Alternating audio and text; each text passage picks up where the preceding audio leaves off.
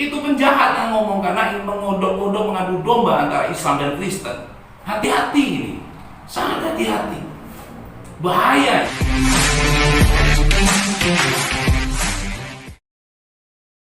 Kita itu beruntung sebagai bangsa Indonesia karena kita memiliki ideologi bangsa yang tidak dimiliki oleh bangsa lain, dan nilai kesakralannya, nilai spiritualannya luar biasa, yaitu Pancasila.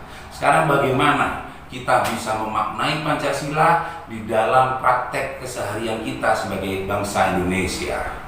Kita kulik pertama dari sila pertama, ketuhanan yang Maha Esa.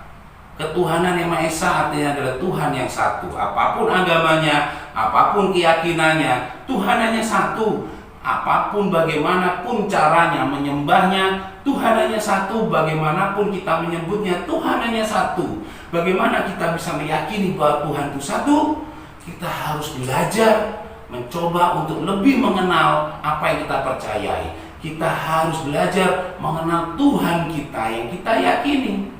Kalau kita tidak hanya sekedar percaya, tetapi kita juga mencoba belajar mengenal Tuhan, maka kita bisa menjadi manusia yang adil dan beradab. Di sini disebutkan di sila kedua Pancasila, kemanusiaan yang adil dan beradab. Bagaimana kita disebut manusia yang adil? Ketika ada saudara kita membangun rumah ibadah dilarang dengan alasan apapun. Bagaimana kita disebut manusia beradab? Ketika ada saudara kita ingin beribadah, kita larang. Kita ini siapa?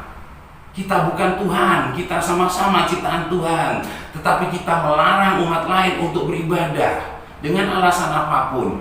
Kita tidak bisa menjadi yang adil, kita tidak bisa menjadi yang beradab. Karena apa? Karena kita tidak mencoba belajar mengenal Tuhan. Itu masalahnya. Tetapi ketika kita belajar mencoba mengenal Tuhan, kita akan bisa belajar menjadi manusia yang adil, menjadi manusia yang beradab. Jadi ketika melihat sebuah perbedaan, kita hanya melihat asas keadilan agar kita tetap menjaga keberadaban kita sebagai manusia. Ketika kita sudah bisa mempraktekkan keadilan dan keberadaban di dalam praktek kita sebagai manusia Indonesia, persatuan Indonesia akan kita bisa laksanakan, akan kita bisa jalankan bersama-sama dengan baik. Di sini sila ketiga.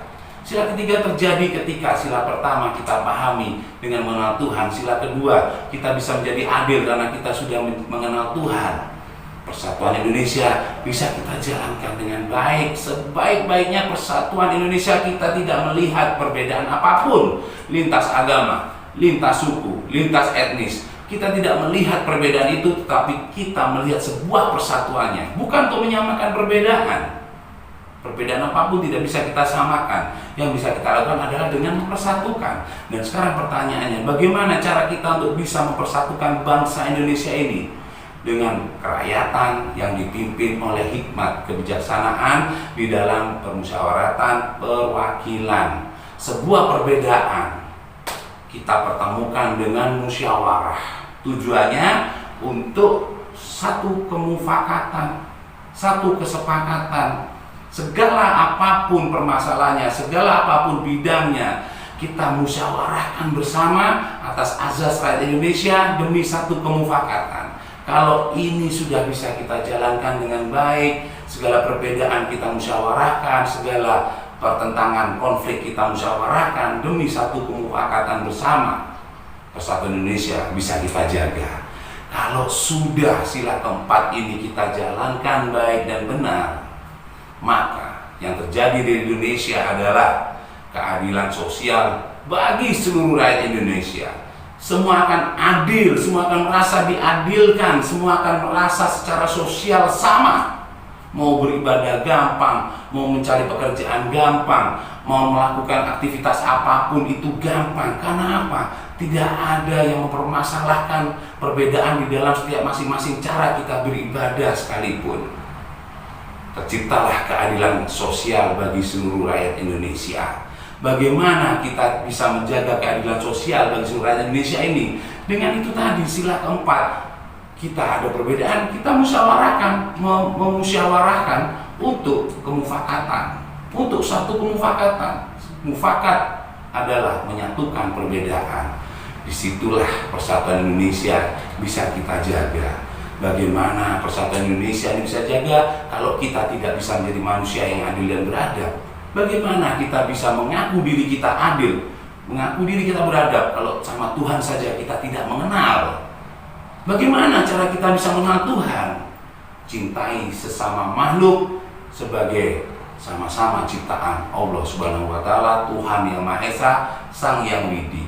Ketika 5 hal ini kita pahami permukaannya saja, kita akan bisa mempraktekkan Pancasila dengan indah. Indonesia akan benar-benar menjadi sebuah Pancasila yang penuh kebinekaan di dalam Tunggal Ika.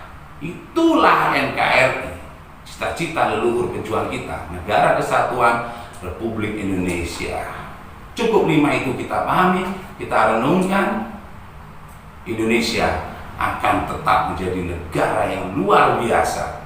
Dan ingat, kita bukan ahli waris, tetapi kita adalah pewaris yang akan memberikan warisan cucu anak kita nantinya, agar NKRI ini tetap menjadi sebuah Pancasila.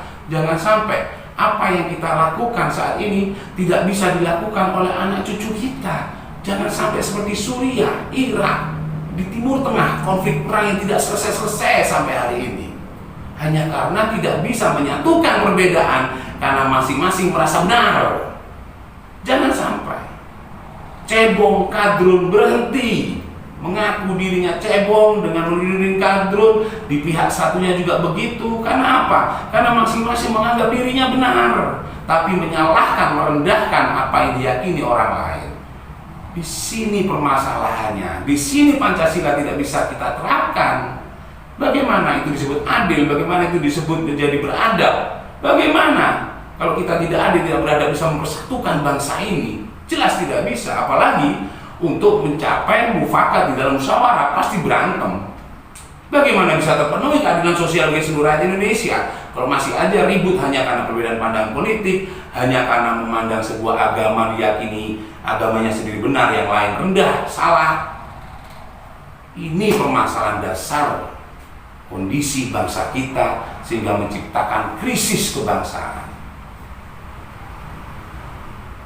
Kalau ada yang mengaku dirinya ustadz tapi isinya memecah belah, memprovokasi, bahkan mentogut-togutkan Pancasila, bahkan menganggap dirinya ahli surga dengan menerakakan, mengkafirkan umat lain, dia bukan ustadz, dia penjahat, dia musuh bangsa, musuh kita semua yang sedang memperjuangkan nilai-nilai Pancasila ini.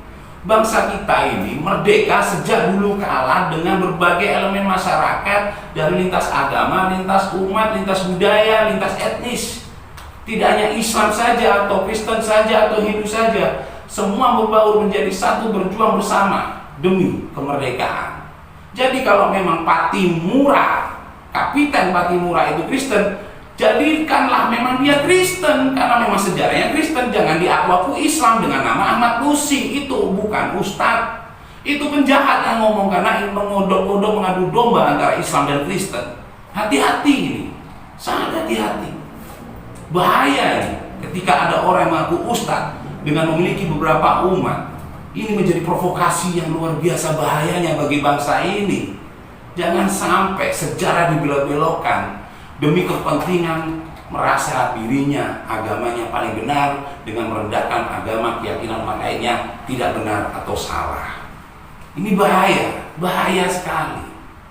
Pattimura sejarahnya Kristen, dia sudah Kristen, bukan Ahmad Lusi namanya, tetap Pattimura, seorang kapiten beragama Kristen yang berjuang bersama dengan umat Islam lainnya, umat Hindu lainnya, umat Buddha lainnya demi melawan penjajahan saat itu.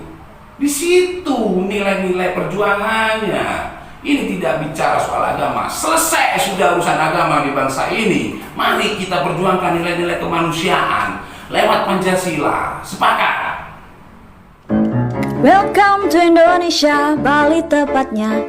Pulau Dewata terkenal di mancanegara. Pulau Seribu Pra, beragam budaya. Adat istiadat selalu terjaga. Welcome to Indonesia, Bali tepatnya. Denpasar, Karangasem, Bangli dan Singaraja. Lumpung, Gianyar, Badung, Tabanan Negara. Dewata.